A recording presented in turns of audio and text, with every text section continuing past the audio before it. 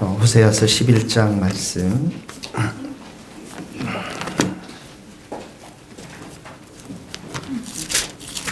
호세아서 11장 1절에서부터 4절까지 읽고요. 그리고 8절 읽겠습니다. 11장 1절 다 같이 한 목소리로 1절에서 4절 말씀 시작. 이스라엘이 어렸을 때 내가 사랑으로 내 아들을 애굽에서 불러냈거늘 선지자들이 그들을 부를수록 그들은 점점 멀리하고 바알에게 제사하며 아로새긴 우상 앞에서 분향하였느니라. 그러나 내가 에브라임에게 걸음을 가르치고 내 팔로 안았음에도 내가 그들을 고치는 줄을 그들은 알지 못하였도다. 내가 사람의 줄 곧 사랑의 줄로 그들을 이끌었고 그들에게 대하여 그 목에서 멍에를 벗기는 자같이 되었으며 그들 앞에 먹을 것을 두었노라. 8절입니다. 에브라임이여 내가 어찌 너를 놓겠느냐. 이스라엘이여 내가 어찌 너를 버리겠느냐. 내가 어찌 너를 아드마같이 놓겠느냐. 어찌 너를 스보임같이 두겠느냐. 내 마음이 내 속에서 돌이켜 나의 긍휼이 온전히 불붙듯 하도다. 아멘. 이스라엘 백성들이 하나님의 은혜로 가나안 땅에 들어가서 전쟁을 벌여서 승리를 하면서 가나안 땅에 정착하게 되었는데, 문제는 그 가나안 땅에서 많은 사람들이 잘 살고 또 번영하는 그런 모습들을 보면서 이스라엘 백성들이 하나님을 떠나고 가나안 땅의 번영 가운데서 그 섬겼던 가나안 족속들이 섬겼던 바알을 섬기기 시작했고, 그런 일들이 이스라엘 백성들 가운데 만연되어 있었을 때 하나님께서는 이들을 향해서 정말 채찍과 전갈로 징계하지 아니하시고 가장 경건한 호세아 선지자를 불러서, 그리고 몸을 팔았던 여인 고멜에게 장가를 들게 함으로 인해서 이 결혼의 생활을 통해서 끊임없이 호세아를 반역하고 몸팔로 가고 또 그 여인을 다시 데리고 오고 또 배반하고 또 몸팔로 가고 또 그 여인을 데려오고 심지어 사생아를 낳은 그 고멜을 향해서 끊임없이 사랑으로 다가가는 호세아 선지자의 모습을 통해서 하나님을 배반하고 번영을 사랑했던 이스라엘 백성들을 향해서 끊임없이 찾아 나서는 그 이스라엘 백성들을 향해서 불붙는 하나님의 사랑이 이 호세아에서 기록되고 있는 것들을 보게 되어집니다. 그래서 1절에 보면 하나님께서 이들을 사랑하여서 애굽에서 불러내셨고, 어제 지난주에 말씀드렸지만 그들에게 에브라임에게 이스라엘에게 걸음을 가르치셨고, 그리고 그 두 팔로 그들을 안으셨고, 그리고 끊임없이 그들을 고치시는 그 하나님을 이스라엘 백성들은 몰랐다라고 성경은 기록하고 있는 것이죠. 오늘도 보면 하나님께서 이스라엘 백성들을 얼마나 사랑하시는지 성경에 기록하고 있습니다. 하나님 여러분들을 사랑하십니다. 근데 왜 인상 쓰고 계십니까? 하나님 여러분들을 사랑하세요. 오늘 보면은 사절을 보세요. 사절을 보면 내가 사람의 줄 곧 사랑의 줄로 그들을 이끌었고 이렇게 나옵니다. 그러니까 하나님이 얼마나 이들을 사랑하는지 사랑의 줄이 나오고요. 그 다음에 그 목에서 멍에를 벗기는 자같이 멍에를 벗겼다라는 말씀이 나오고, 또 하나는 그들 앞에 먹을 것을 두었다. 사랑의 줄, 멍에를 벗기고 먹을 것을 주었다. 다 하나님이 그들을 사랑하는 그런 표현들인 것입니다. 이스라엘 사람들에게는 어린아이들에게 걸음마를 가르칠 때 마치 우리가 어린아이들의 손을 잡고서 걸음마를 가르치는 것처럼 그 손에다가 줄을 매달아서 아이들의 걸음마를 가르쳤다라고 기록하고 있습니다. 그러니까 이 이스라엘 백성들에게 마치 그 부모님이 손을 내밀어서 그 사랑의 줄로, 그 사랑의 눈으로 바라보면서 그 어린아이들에게 걸음마를 가르쳤던 것처럼 하나님께서 그들을 불러내서 그런 사랑의 줄로 그들을 한 걸음 한 걸음 인도하면서 하나님을 어떻게 예배하는지, 하나님이 어떤 분이신지, 하나님께 어떻게 기도하는 것인지 그들을 가르쳤다라는 것이에요. 여러분, 하나님은 인격적이신 하나님이십니다. 여러분들 강제적으로 코를 짜면서 이 세교에 데려오지 않습니다. 물론 그럴 때도 있겠지만 성경의 전반적인 얘기는 하나님이 우리를 얼마나 인격적으로 사랑하는지에 대해서 기록하고 있어요. 여러분, 송아지 아시죠? 성이 송씨고 이름이 아지. 송아지가 얘네들을 보면요, 시골에 가면 얘네들 막 천방지축으로 막 뛰어놀아요. 그렇잖아요. 근데 어미소들은 어떡합니까? 어메 하면서 이렇게 무게 잡고 있잖아요. 근데 이 송아지를 길들일 때 어떡합니까? 걔를 잡아다가 그 머리에다가 줄을 묶어가지고 기둥에다가 이 송아지에다가 고삐를 채우잖아요. 이거 채울 때 어떻게 해요? 제가 알기로는 그 동그란 나무에다가 불을 대어서, 불을 대어가지고 그 코에다가 뚫어버린단 말이죠. 이 코의 살은 굉장히 연합니다. 그래서 코를 뚫어서 딱 그 고삐를 다니까 어떡합니까? 처음에 아프지 않겠어요? 그러니까 주인이 원하는 대로 갈 수밖에 없다라는 것이죠. 그러면서 이 송아지들이 정말 길들여진 소로 거듭나게 되는 것이죠. 그래서 주인이 원하는 대로 강제적으로 데려갈 수 있는 것은 그의 코에다가 고삐를 끼웠기 때문에 그러는 거예요. 그러니까 여러분들도 귀에다 아니면 눈에다 고삐를 껴가지고 하나님께서 너 새벽기도 나오거라. 그러면 아침부터 막 귀를 잡아다니까 어떻게 해요? 일어나야 되겠죠, 여러분. 하나님은 그러지 않으신다라는 거예요. 기다린다라는 거예요. 여러분들을 인격적으로 사랑하시고 기다려주고 다루어주시고 이끌어주시는 하나님이시라는 거죠. 여러분, 이스라엘 백성들 한번 생각해 보십시오. 애굽 땅의 머슴이었잖아요. 노예였잖아요. 종이었잖아요. 그들을 하나님께서 어떻게 합니까? 구원시켜서 광야를 거쳐서 가나안 땅으로 인도하셨고 그 가운데 사사를 세우시고 왕을 세우셔서 제사장을 세우셔서 하나님 중심의 신앙을 이어가도록 그들을 불러주셨잖아요. 그 모든 것에서는 하나님의 사랑이 배겨 있다고요. 거기뿐만 아니라 이 이스라엘 백성들을 향해서 온 나라의 백성들이 그 빛을 보면서 그 영광스러운 민족을 보면서 주님 앞으로 하나님 앞으로 돌아오도록 그 위대한 계획을 가지신 분이 하나님이시고 그런 일들을 행하신 분이 하나님이신데 그 모든 일들을 행하시고 인도하실 때 고삐를 끼워서 강압적으로 하신 것이 아니라 사랑으로 인격적으로 사랑의 줄로 그들을 한 걸음 한 걸음 인도해 주셨다는 것이죠. 사랑하는 하나님은 정말 인격적이신 우리를 사랑하시는 우리를 기다리시는 하나님이신 줄 믿습니다. 여러분, 과거의 여러분 삶을 지켜보세요. 생각해 보세요. 내 욕심대로 살았던 시절, 내 자아대로 살았던 시절, 내 마음대로 살았던 시절. 그래서 하나님과 멀어졌던 삶을 한번 생각해 보세요. 그때 여러분들이 정말 비전이 있었나요? 인생의 목적이 있었나요? 아무것도 없었다고요. 그저 이스라엘 백성들이 노예 시절 때 관심 있었던 그 주는 음식들, 고깃덩어리에만 관심을 가지고 그렇게 살았던 시절이 우리에게도 있었다고요. 그런데 어떡합니까? 우리를 주님의 사랑의 줄로 인도해 주셔서 이 자리까지 오게 한 거예요. 그리고 순간순간 하나님은 우리에게 실망하지 않도록 말씀을 통해서 소망을 주셨고 우리가 좌절하지 않도록 우리 앞에 장애물 앞에 넘어지지 않도록 절망하지 않도록 우리가 시시때때로 하나님의 보좌 앞에 나가서 은혜를 구하도록 그 휘장들을 다 열으시고 그리고 우리가 기도할 때마다 하나님은 가장 선한 것으로 응답해 주시고 제가 잘은 모르겠지만 잘 못 들어서 잘은 모르겠지만 아마 저 노윤희 집사님이 어디 치유를 받았다고 그러더라고요. 기도했는데 하나님 응답해 주세요.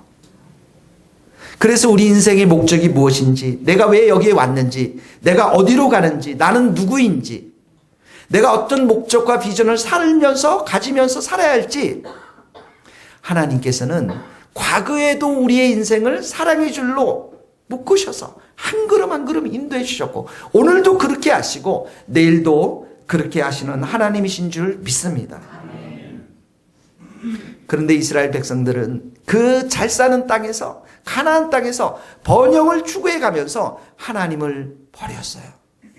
거룩함보다는 욕심을 따르는 삶을 살았고요. 하나님을 예배하는 그 중심의 삶보다는 세상이 좋아서 세상 속으로 걸어갔던 사람. 여러분, 유럽이 굉장히 아름답잖아요. 너무나도 아름답고 정말 영국만도 동네 여기도 교회고요. 저기도 교회고 곳곳마다 교회가 들어섰는데 물론 다 텅 비었지만 그 부모님들 세대에는 그 건물들을 짓기 위해서 얼마나 많은 신앙과 헌신이 있었겠습니까? 그런데 놀라운 것은 그 자녀들을 만나보면 교회를 거의 안 다닙니다. 좋은 직업을 가졌어요. 돈도 많이 벌어요. 그런데 교회를 다니지 않는 것이죠.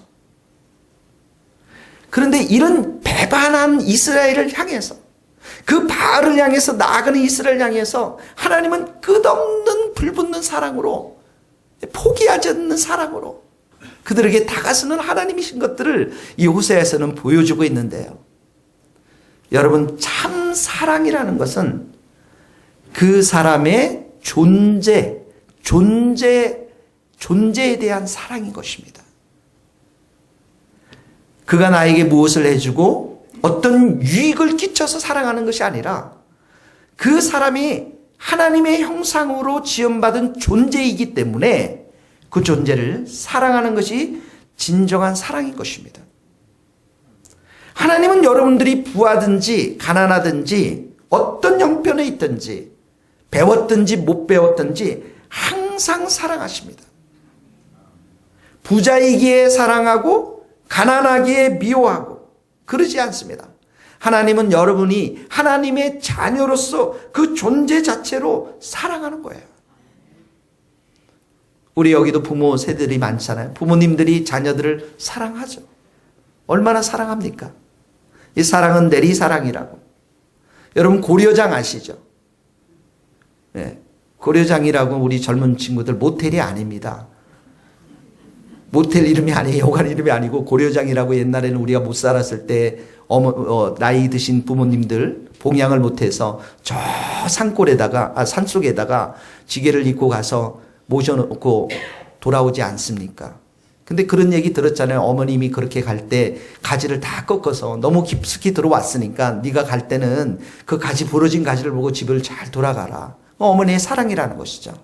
똑같은 이야기가 에스키모 그런 부족들에게도 이렇게 내려오는데요. 겨울에 음식이 없는 거예요. 먹을 게 없는 거예요. 그러니까 그 어머니들을 그 노인분들을 얼음이 있는 덜판 위에 갖다 모셔놓습니다.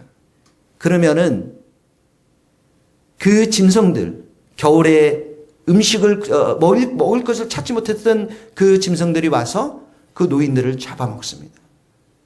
근데 그 노인들은 그것에 대해서 한가하지 않고 내가 잡혀 먹임을 당하면서 이 짐승들이 이 겨울을 나게 되고 그리고 이 짐승들을 우리 자녀들이 자손들이 또 사냥해서 먹을 수 있기 때문에 기꺼이 짐승들에게 내어준다라는 것이죠.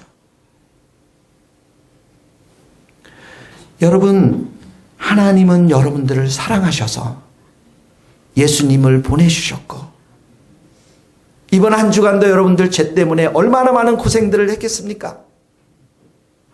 일 속에서 관계 속에서 많은 어려움이 있었지만 우리가 지금까지도 이렇게 흔들리지 않고 이렇게 살아갈 수 있는 것은 하나님이 여러분들을 사랑하기 때문에 여기까지 온 줄로 믿습니다.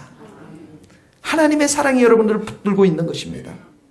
한결같은 사랑으로 하나님은 우리를 지켜주시는 거예요. 그래서 하나님이 정말 나를 사랑한다는 온전한 사랑 가운데 내가 믿음 가운데 충만해 있으면 이 세상 사랑 가운데 살아가면서 경험하게 되는 두려움과 염려와 걱정들이 다 사라집니다. 하나님의 온전한 사랑이 나를 정말 사랑하고 있다라고 하는 그 온전한 사랑에 대한 믿음이 내 마음 가운데 가득 차 있으면 그 사랑은 두려움을 쫓아내 버립니다. 이 시간에 여러분들 두려움들이 하나님의 사랑으로 다 사라질 수 있기를 주님의 이름으로 축복합니다. 거기 한번 말씀 읽어봅시다. 요한일서 4장 18절 여러분들 주보에 나와 있습니다. 그 페이지에 사랑 안에 두려움이 없고 시작 사랑 안에 두려움이 없고 온전한 사랑이 두려움을 내어 쫓는 두려움에는 형벌이 있습니다. 두려워하는 자는 사랑 안에서 온전히 이루지 못하느니라. 우리가 사랑하면 그가 먼저 우리를 사랑하셨습니다. 하나님이 우리를 사랑하신 거예요. 거기에 보세요. 온전한 사랑은 뭐라고요? 두려움을 내쫓는다고 그랬어요. 하나님이 나를 사랑하신다. 한결같이 사랑하신다. 그 사랑 앞에 우리는 두려움도 없앨 수 있고 염려와 걱정도 다 사라지는 줄 믿습니다. 두 번째를 보면은 이렇게 사랑의 줄로 우리를 인도했을 뿐만 아니라 멍에를 풀어줬어요. 하나님은 멍에를 풀었습니다. 이 멍에는 예수님이 이런 말씀하셨죠. 수고하고 무거운 짐진다들아 다 내게로 오라. 내가 너희를 쉬게 하리라. 내 멍에를 메고 내게서 배워라. 이런 말씀하셨습니다.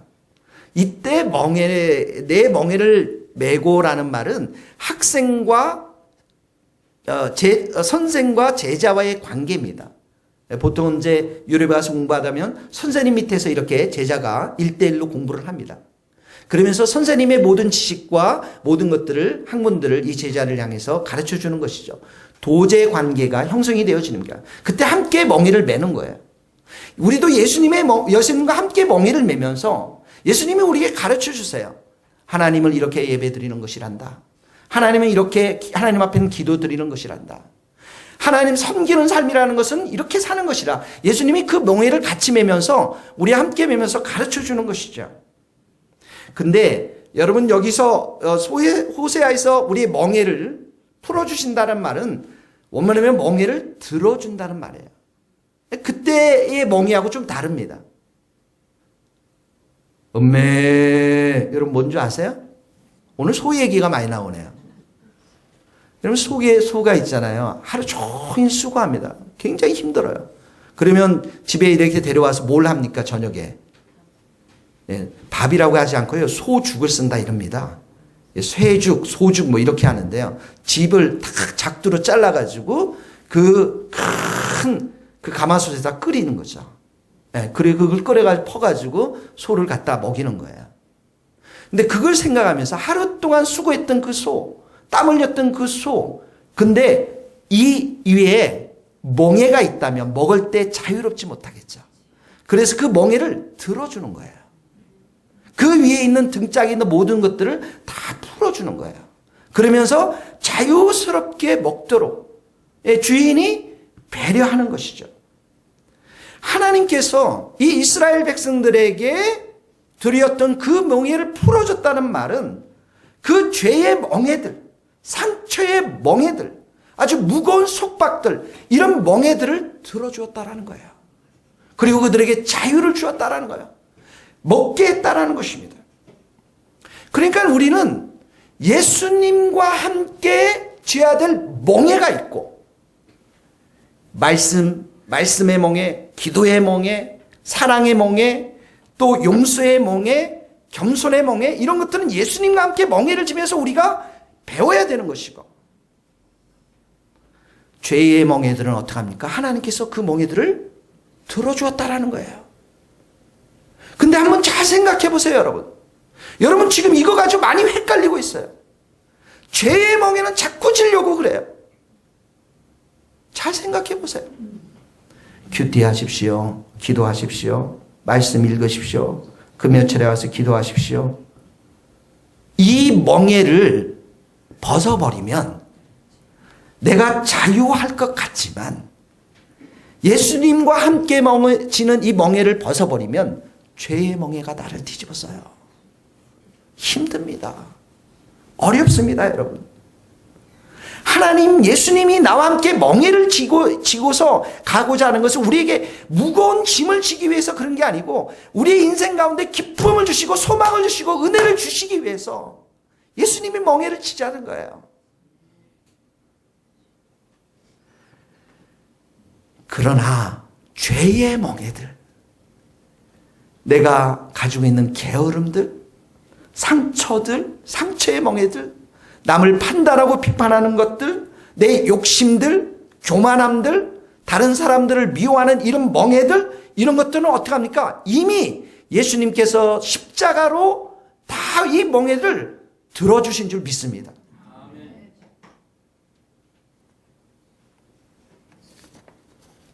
그러므로 여러분, 이곳에서 하나님의 사랑을 여러분들이 경험하셔야 돼요. 예수님께서 함께 지어지는 그 멍에를 통해서 하나님이 우리를 얼마나 사랑하시는지, 그리고 제 멍에를 들어준 그 하나님의 손길로 인해서, 그래서 우리가 자유함 가운데 살 수 있도록 하나님의 배려와 사랑을 경험해야 될 줄로 믿어요. 여러분, 저희 앞에다 여기 보니까 멍에를 벗기고 뭘 두었습니까? 사절에 보세요. 뭘 두었어요? 뭘 두었습니까? 먹을 것을 뒀어요. 할렐루야. 우리 교회는 잘 먹어야 됩니다. 양주희 자매 아멘. 우리 양주희 자매가 음식을 잘 만들어요. 우리 잘 먹어야 됩니다. 여러분, 음식 먹을 때 기쁘죠? 우리 크리스마스 때 여기다 쫙 하니까 사람들이요 너무 좋더라고요. 어떤 분들은 심지어 이 주일날 점심이 여기에서 나를 가장 행복하게 한다. 나는 그 말을 듣을 때 약간 상처는 받아요. 이상희 목사의 말씀이나 아니면 우리 윤영준 목사의 찬양이 난 너무 은혜스럽다 했는데, 오자마자 이곳은 왜 이렇게 밥이 맛있고 이 밥을 먹으러 오고 싶습니다. 그 솔직한 거예요, 여러분. 여러분 한번 생각해 보세요. 어머님이 우리 식탁을 막 차려주잖아요. 아내가 식탁을 차려주잖아요. 그 식탁 앞에서 징징짜면서 오는 사람 없잖아요. 그 안에는 기쁨이 있고 즐거움이 있고 감사가 있고 이 따뜻한 사랑과 마음이 느껴지지 않습니까, 여러분? 이스라엘 백성들에게 광야 40년 동안, 가나안 땅 동안 이들에게 만나를 주시고 메추라기를 주시고 그 많은 식탁들, 심지어 가나안 땅에서 번영했던 수많은 곡식들과 수많은 모든 것들, 좋은 것들을 누가 줬습니까? 바알이 준 게 아니잖아요. 하나님이 주셨잖아요. 하나님이 주셨다고요. 은혜로 사는 그 은혜로 하나님께서 그 모든 것들을 주셨지 않습니까? 여러분, 우리의 삶을 한번 뒤돌아보세요. 우리의 삶의 고비마다 하나님이 우리를 먹여주셨어요. 하나님이 우리를 도와주셨다고요. 내가 벌어서, 내가 일해서, 내가 돈 벌어서 산 것 같지만 그 뒤에는 누가 계십니까? 말할 수 없이 우리를 돌봐주시는 하나님의 사랑과 은혜가 그 자리에 있었던 것이죠. 그래서 여러분들이 여기까지 오신 거예요. 옆에 사람 얼굴도 보세요. 얼마나 오동토동 살이 잘 쪘습니까?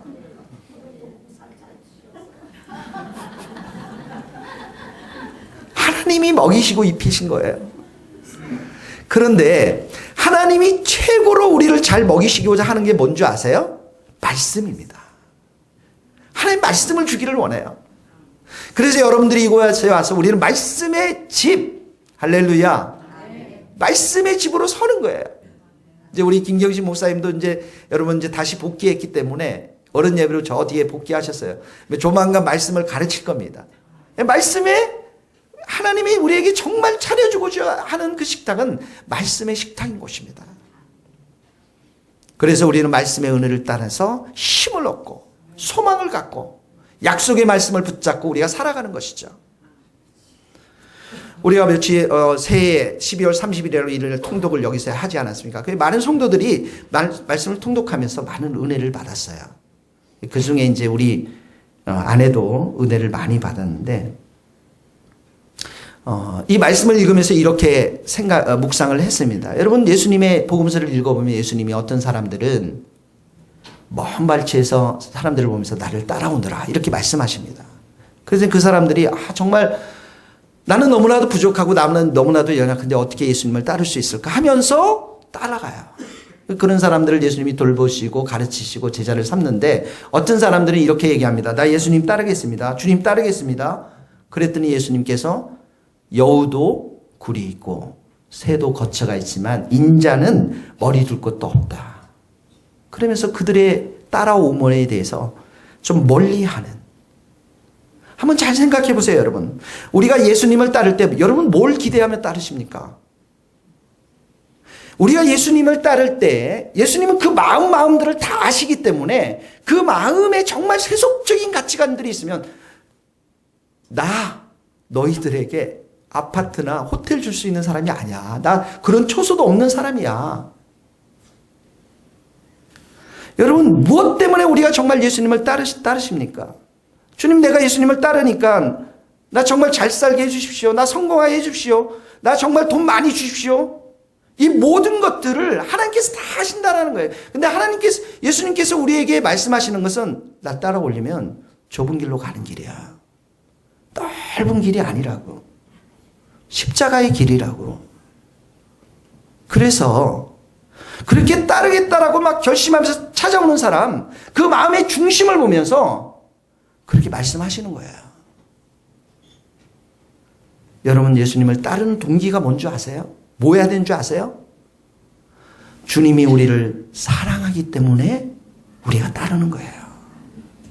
정말 우리를 사랑하시고 우리를 받아주시고 우리에게 정말 하나님의 큰 은혜와 사랑으로 우리를 함께 해주시기 때문에 그 사랑에 감사해서 우리가 주님을 따르는 것입니다.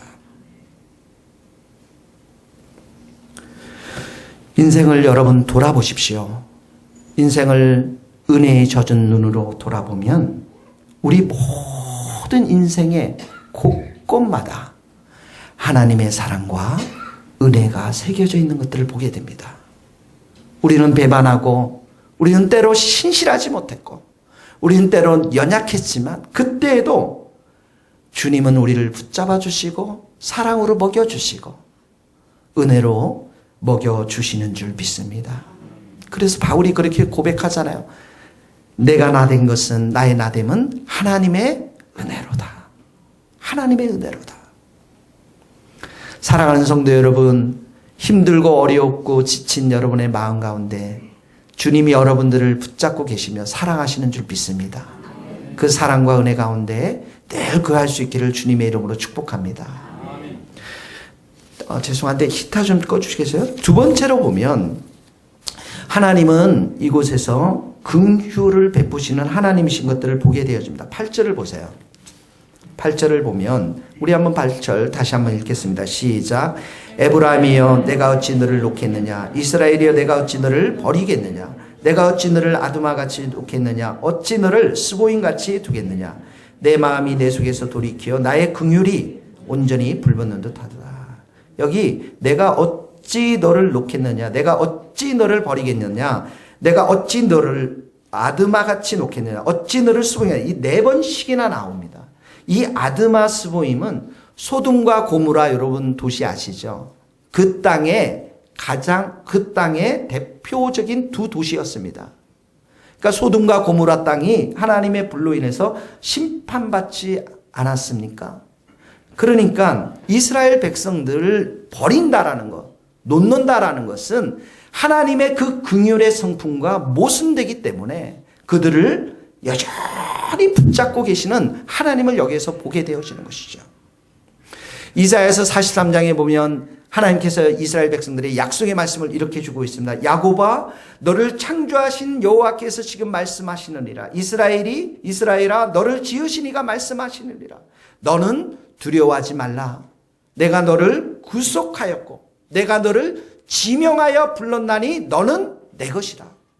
너가 물 가운데 건너갈지라도 그 물이 너를 침몰시키지 못할 것이고 불 가운데 너희가 지날 때도 그 불이 너를 태우지 못할 것이다.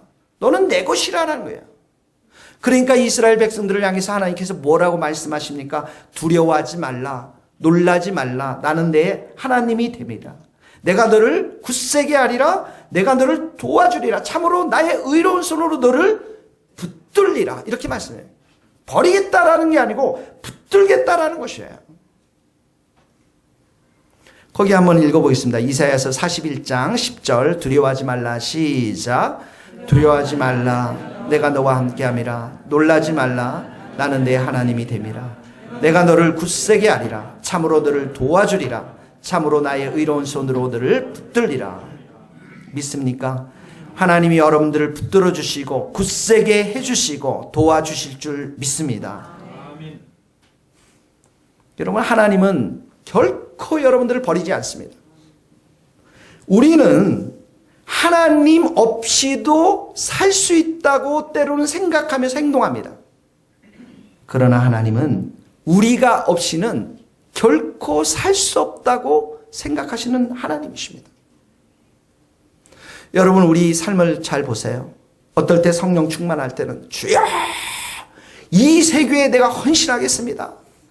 주님 나를 아프리카로 보내주십시오. 우리가 이럴 때도 있잖아요. 그럴 때 어떨 때는 아프리카는 고사하고 내가 오늘 주일 예배라도 잘 가야 될 텐데, 한때는 막 믿음이 하늘을 찌르다가 한때는 연약하고, 하나님의 말씀을 깨닫고 은혜를 받을 때는 막 기쁨과 감사가 넘치면서 권사님 오셨어요 하다가 어떤 날은 하나님을 멀리하고 낙심해서 권사님 오시면 빨리 화장실도 혼자 가야지 이렇게 뭘 피할 때도 있고, 우리가 사랑할 때가 있고 미워할 때가 있고, 우리의 삶이 영광스러울 때가 있고 또 비참할 때도 있고, 성공과 실패, 소망과 좌절, 우리의 인생이 높이 솟을 때가 있는 때가 있지만 또 밑바닥에 처박일 때도 있습니다. 중요한 것은 무엇이냐면 우리의 행위와 우리의 상황에 따라서 하나님은 우리를 버리시고 붙드시는 것이 아니라 언제 어느 순간 어떤 환경에서도 하나님은 우리를 꼭 붙드신다는 거예요. 한번 다윗을 생각해 보세요. 다윗처럼 내 마음에 합한 자라. 하나님께서 그렇게 고백했잖아요. 말씀을 주셨잖아요. 그리고 이 다윗의 그 왕위에 대한 약속으로서 그 메시아의 나라가 영원할 것이다라고 다윗에게 약속도 주셨잖아요. 그런 다윗이 어떡합니까? 간음하고 살인하지 않습니까? 근데 한번 잘 보세요. 그렇게 하나님 앞에 정말 내가 평생의 소원이 있는데 그 한 가지는 뭐냐면 하나님의 전에서 여호와의 아름다움을 예배하는 것, 다윗의 한 가지 소원인데, 그런 아름다운 신앙을 가질 때도 하나님은 이 다윗을 붙들어 주셨고, 간음과 살인의 그 영혼의 어둠의 삶 속에서도 하나님은 선지자 나단을 보내셔서 다윗을 회복시켜 주시지 않았습니까? 하나님이 붙들어 주신 거예요. 베드로가 주는 그리스도시요 하나님의 아들이시로소이다라고 이렇게 믿음의 고백을 했을 때, 내가 그 믿음의 고백 위에 교회를 세우겠다라고 하는 놀라운 은혜의 말씀 선포를 해주셨는데, 베드로가 어떻게 합니까? 배반하지 않습니까? 저주하지 않습니까? 그런 디베라 바닷가에 가서 다시 업으로 돌아간 그 베드로에게 하나님이 어떻게 합니까? 예수님이 어떻게 합니까? 또다시 은혜를 베풀죠. 데리고 오죠. 예수님이 이 땅에 오신 것은 정말 마귀를 멸하고 그리고 우리를 꽉 붙들어주기 위해서 오신 줄 믿습니다. 여러분의 인생을 꽉 붙들어주신 분은 예수님이세요. 거기 한번 읽겠습니다. 히브리서 2장 17절 14절 그도 또한 시작.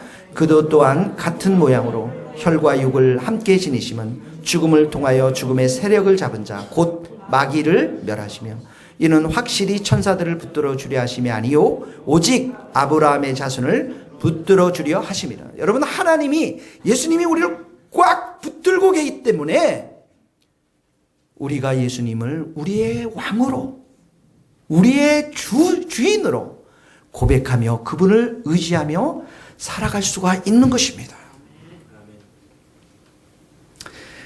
우리 예수님이 여러분들을 붙들고 계시고 이 교회를 붙들고 계시고 여러분의 일터와 가정을 붙들고 계시는 줄 믿습니다.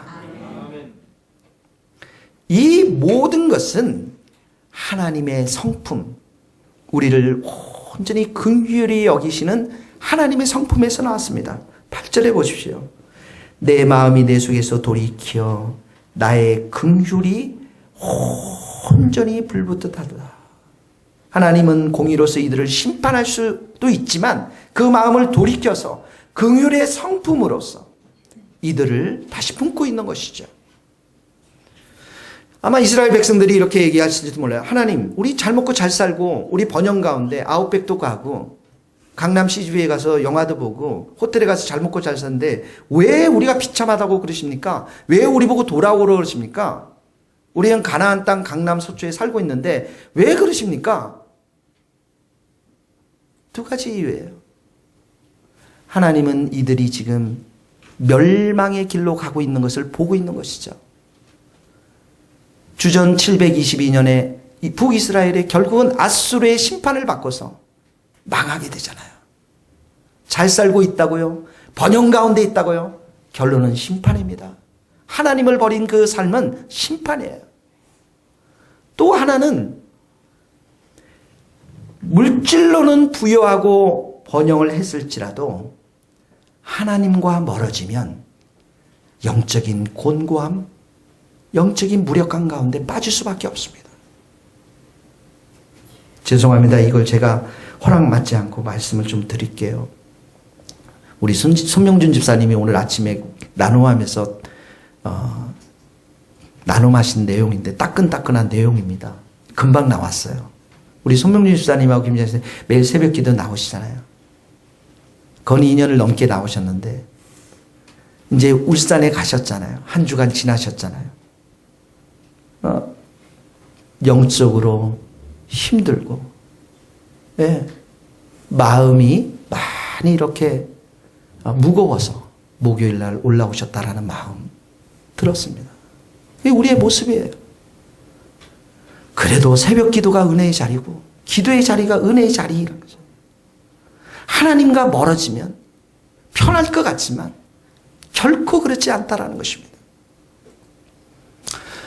여러분, 사랑과 긍휼은 차이가 있습니다. 고린도전서 13장에 사랑은 뭐라고 해서 첫 번째 나오는 게 사랑은 오래 참고. 따라해 사랑은 오래 참고. 사랑의 가장 탁월한 속성 중에 하나가 뭐냐면 오래 참는 거예요. 여러분, 우리 이 오래 참는다는 것은 인간관계 속에서 우리가 견디며 참는 것을 말합니다. 여러분, 한 사람 한 사람들은 지금 독립된 인격들을 가지고 있어요. 다 독립된 인격들입니다. 이 독립된 인격들은 관계를 하고 관계를 맺는 건 서로를 존중할 때 그렇게 일어납니다. 그런데 그래서 이 독립된 인격들이기 때문에 서로에 대해서 서로의 마음과 삶을 움직일 수가 없어요. 마치 로봇 움직이는 것처럼 다른 사람들의 마음을 움직일 수가 없습니다. 내가 다른 사람들 관계 속에서 다른 사람들을 내 식대로 조종하려고 그러고 내 식대로 이끌려고 하면 어떤 일들이 생기냐면 갈등이 생기는 거예요. 어려움이 생깁니다. 그래서 고통이 찾아옵니다. 그럼 인간관계에서 고통이 찾아오면 어떡합니까? 교회가 여기만 있습니까? 떠나면 되는 거예요. 사람이 너밖에 없니? 남자가 너밖에 없니? 떠나면 되는 거야. 오래 참지를 못하는 거야. 근데 사랑은 어떡합니까? 그 고통과 갈등 속에서도 오래 참는 걸 말하는 거예요. 견디는 것을 말해요. 긍휼이라는 것은 뭐냐면 어떤 사람이 비참한 상황 가운데 빠져 있을 때 그 비참한 상황 가운데 빠져 있는 그 어떤 원인들을 생각지 않고 슬퍼해 주는 것을 말합니다.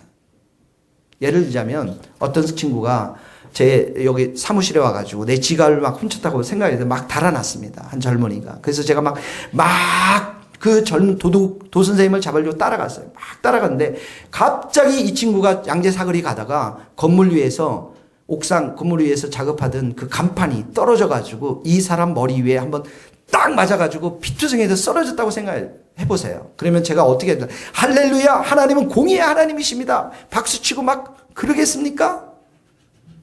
긍휼이라는 것은 뭐냐면 저 사람이 나의 모든 지갑을 지금 훔쳐서 도망갔다라고 하는 그 이유와 원인 이것들을 다 잊어버리고 불쌍히 여겨서 구급차에게 전화해서 치료를 받게 하는 것이 긍휼이라는 것입니다.